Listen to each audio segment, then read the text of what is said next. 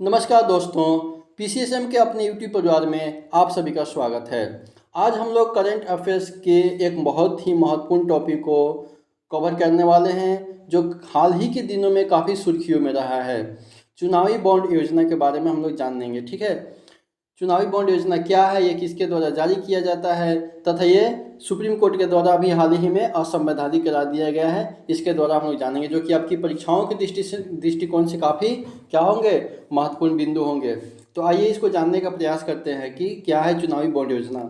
हाल ही में supreme court ने association for democratic reforms और अन्य बनाम भारत संघ और अन्यवाद में निर्णय देते हुए चुनावी बॉन्ड योजना को रद्द कर दिया है और इसको असंवैधानिक करार दे दिया गया है। क्या कर दिया है? सुप्रीम कोर्ट के द्वारा चुनावी बॉन्ड योजना को असंवैधानिक करार दिया गया है। अब असंवैधानिक क्यों दिया गया है? तो सुप्रीम कोर्ट जो है चुनावी बॉन्ड योजना को यह कहते हुए रद्द किया है कि यह योजना जो है सूचना के अधिकार जो कि अनुच्छेद 19(1) का उल्लंघन करती है। किसका उल्लंघन करती है? चुनावी बॉन्ड योजना जो है अनुच्छेद 19(1) के तहत (1) का सूचना के अधिकार के अधिनियम का क्या करती है? उल्लंघन करती है। इसलिए हम इसको क्या करते हैं? असंवैधानिक करार घोषित करते हैं, ठीक है। अब आगे क्या है कि चुनावी बॉन्ड योजना के बारे में हम जानते हैं कि चुनावी बॉन्ड योजना क्या होता है, ठीक है। चुनावी बॉन्ड जो होता है प्रॉमिसरी नोट के जैसे जारी होते हैं। प्रॉमिसरी नोट का मतलब क्या हुआ? एक लिखित दस्तावेज के रूप में जारी होते हैं, ठीक है। चुनावी बॉन्ड्स वस्तुतः धारक को मिलने वाले ब्याज रहित, यानी कि उस पर कोई ब्याज नहीं लगता है, ठीक है। साथ ही साथ यह बियरर बैंकिंग इंस्ट्रूमेंट भी होते हैं। बियरर बैंकिंग इंस्ट्रूमेंट का मतलब क्या हुआ कि इसमें खरीदार या प्राप्तकर्ता का नाम का जिक्र नहीं किया जाता है इस बॉन्ड को लेने वाले के, ठीक है। अब चुनावी बॉन्ड योजना की विशेषता क्या है, इसके विशेषता को हम लोग जानने का प्रयास करते हैं, ठीक है। ये नॉन रिफंडेबल के आधार पर खरीदार को जारी किया जाता है, ठीक है। इन्हें भारत का कोई नागरिक या भारत में निगमित संस्थापित कंपनियां या संस्थाएं खरीद सकती है। इस बॉन्ड को केवल भारतीय स्टेट बैंक की अधिकृत शाखाओं से ही खरीदा जा सकता है। किसी दूसरे बैंक के द्वारा ये नहीं खरीदा जा सकता है। इसका उपयोग केवल उन पंजीकृत राजनीतिक दलों को दान देने के लिए किया जा सकता है जिन्होंने पिछले लोकसभा या विधानसभा चुनाव में कम से कम 1% वोट हासिल किया हो। कितना किया हो? कम से कम 1% वोट हासिल किया हो। उसी पंजीकृत राजनीतिक दलों को ये दान देने के लिए किया जा सकता है। अगला है कि ये राजनीतिक दलों के लिए औपचारिक बैंकिंग चैनलों के माध्यम से किसके माध्यम से? औपचारिक बैंकिंग चैनलों के माध्यम से दान या चंदा प्राप्त करना सुनिश्चित करते हैं, जिनका सरकारी अधिकारियों द्वारा ऑडिट किया जा सके, और इस प्रकार ये पारदर्शिता को भी बढ़ावा देते हैं।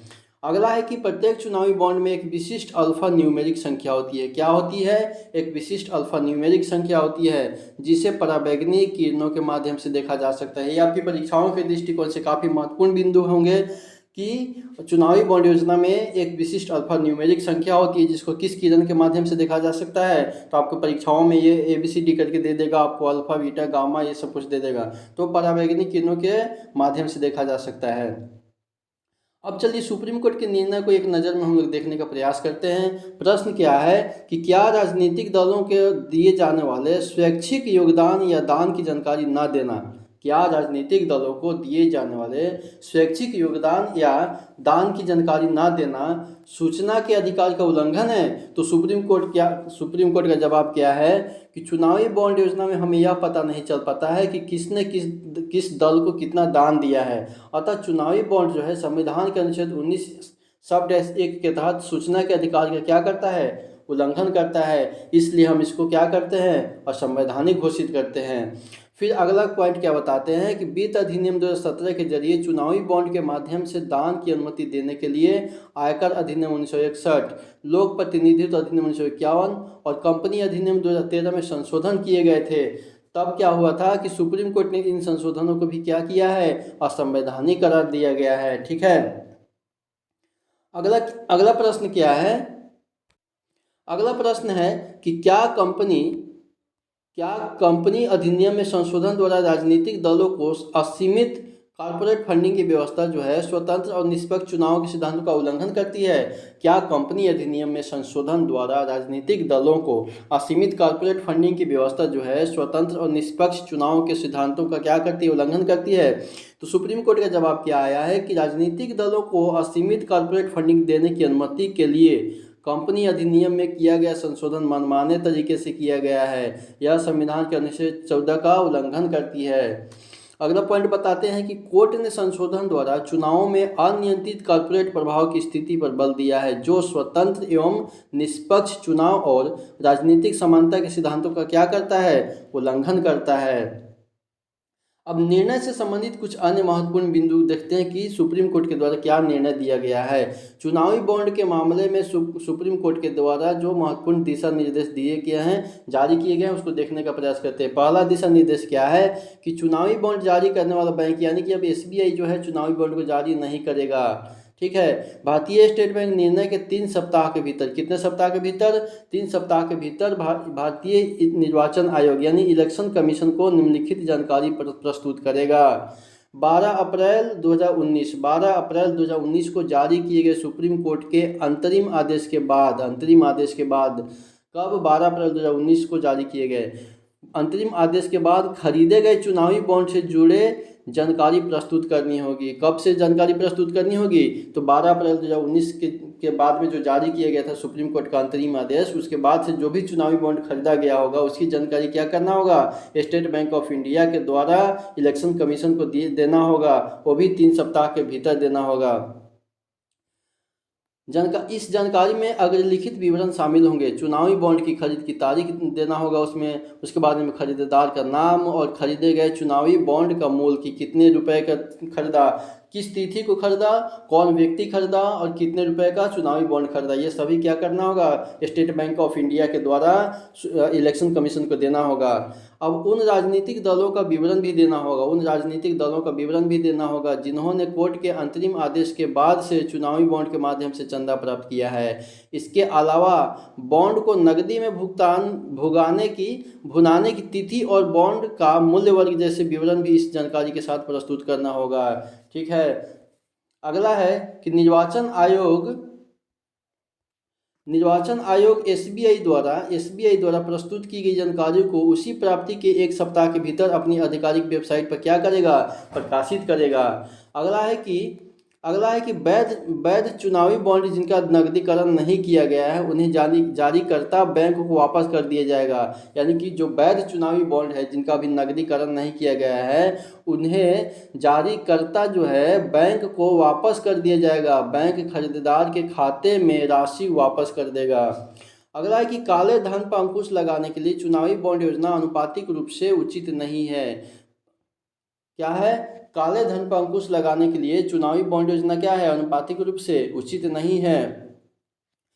प्रोपोर्शनलिटी टेस्ट के आधार पर शीर्ष न्यायालय ने निर्णय दिया है कि सरकार ने सूचनात्मक गोपनीयता के अधिकार चंदा देने वाले के नाम को गोपनीय रखना यानी निजता का अधिकार है और राजनीतिक चंदे के बारे में जानकारी प्राप्त करने से संबंधित मतदाताओं के सूचना के अधिकार के बीच संतुलन बनाने के लिए अधिकारों को आंशिक तौर पर सीमित करने वाले तरीकों को नहीं अपनाया जाना चाहिए। ठीक है। अगला क्या है? अगला है कि राजनीतिक जुड़ाव की गोपनीयता का अधिकार। ठीक, यह अधिकार केवल राजनीतिक समर्थक के सच्चे उद्देश्य से दिए गए चंदे तक ही सीमित है। ऐसे चंदों के उजागर होने से राजनीतिक अभिव्यक्ति का झुकाव और संबद्धता के अलग अलग रूपों पर अंकुश लग सकते हैं। हालांकि निजता के इस अधिकार में उन राजनीतिक चंदा को शामिल नहीं किया जा सकता है जो सरकारी नीतियों को प्रभावित करने के उद्देश्य से दिए जा सकते हो। ठीक है। अगला देखिए, अगला क्या है कि वित्त अधिनियम 2017 द्वारा भारत में राजनीतिक दलों को जो दिया गया है, वित्त अधिनियम 2017 द्वारा भारत में राजनीतिक दलों के वित्त पोषण में बदलाव किया गया है। अब विषय वित्त अधिनियम 2017 द्वारा संशोधित कानून है। यहाँ पे वित्त अधिनियम 2017 से पहले का है और वित्त अधिनियम 2017 के बाद का है। तो यहाँ पे विषय में क्या दिया हुआ है कि कॉर्पोरेट योगदान कंपनी अधिनियम 2013 की धारा 182, इसमें वित्त अधिनियम 2017 से पहले में क्या कहा गया है कि एक वित्त वर्ष में किसी कंपनी द्वारा दिया जाने वाला राजनीतिक चंदा कंपनी के पिछले 3 वित्त वर्षों के दौरान अर्जित औसत शुद्ध लाभ के 7.5% से अधिक नहीं होना चाहिए। कितना नहीं होना चाहिए? औसत 7.5% से अधिक नहीं होना चाहिए। एक वित्त वर्ष में किसी कंपनी द्वारा दिया जाने वाला राजनीतिक चंदा जो है ना, वो कंपनी के पिछले 3 वित्त वर्षों के दौरान, कितने? कंपनी के 3 वित्त वर्षों के दौरान अर्जित औसत शुद्ध लाभ के 7.5% से अधिक नहीं होना चाहिए। उसके बाद में फिर अगला क्या कह रहा है कि कंपनियों को अपने लाभ और हानि के खाते में उन कंपनी के द्वारा किसी भी राजनीतिक दल को योगदान के रूप में दी गई राशि का खुलासा करना आवश्यक है। साथ ही योगदान की गई कुल राशि और उस दल का नाम भी बताना आवश्यक हो जाएगा। लेकिन ये वित्त अधिनियम 2017 के बाद में क्या कहा गया है कि राजनीतिक दलों को प्राप्त होने वाली कॉर्पोरेट फंडिंग की सीमा को हटा दिया गया है। अगला है कि भारत में निगमित या स्थापित किसी भी कंपनी को चुनावी बॉन्ड के माध्यम से योगदान करने की अनुमति प्रदान की गई है। फिर अगला पॉइंट क्या है कि कंपनियों को केवल राजनीतिक दलों को दी गई चंदे की कुल राशि का खुलासा करना आवश्यक है। कंपनी को केवल राजनीतिक दलों को दी गई चंदे की कुल राशि का खुलासा करना क्या है? आवश्यक है, न कि प्रत्येक राजनीतिक दल को दी गई राशि का विवरण बताना। तो ठीक है, कंपनी को राशि का खुलासा करना आवश्यक है कि किस दल को दिया गया है, ना कि प्रत्येक राजनीतिक दल को नहीं। ठीक है। अगला है कि काले धन पर रोक। किसका? काले धन पर रोक। सूचना प्रौद्योगिकी अधिनियम 1961 की धारा 13, ठीक है, 13A। काले धन पर रोक जो है सूचना प्रौद्योगिकी अधिनियम 1961 की धारा 13A। राजनीतिक, ये 2017 से पहले में क्या कहा गया है कि राजनीतिक दल को चंदा देने वालों के नाम और पते के साथ 20,000 रुपये से अधिक के स्वैच्छिक योगदान का रिकॉर्ड रखना होगा। अगला है कि व्यक्तियों के लिए राजनीतिक चंदा नगद में देने की अनुमति दी गई है। लेकिन 2017 के बाद में क्या कहा गया है कि राजनीतिक दलों को चुनावी बॉन्ड के माध्यम से मिलने वाले चंदे का रिकॉर्ड रखने की आवश्यकता नहीं होगी। अगला है कि 2,000 रुपये से अधिक का दान केवल cheque, bank draft, electronic clearing system या चुनावी बॉन्ड के माध्यम से ही प्राप्त किया जाना चाहिए। फिर अगला क्या है कि राजनीतिक दलों को चुनावी बॉन्ड से प्राप्त चंदे की जानकारी इलेक्शन कमीशन ऑफ इंडिया को देना आवश्यक नहीं है। ये 2017 में कहा गया है। तो ये रहा आज का हमारा इलेक्शन, ये क्या था आज का जो टॉपिक था, चुनावी बॉन्ड योजना। इसके बारे में हम लोगों ने डिटेल्स में कंप्लीट किया है। ठीक है, आपको फिर से दोबारा वीडियो देखना होगा, तो आप एक बार देख लीजिएगा, आपको और अच्छे से समझ में आ जाएगा। ये आपकी परीक्षाओं की दृष्टि से काफ़ी महत्वपूर्ण बिंदु होंगे। ठीक है, एक बार और इसको वीडियो को देख लीजिएगा। चलिए, वीडियो देखने के लिए आप सभी का धन्यवाद।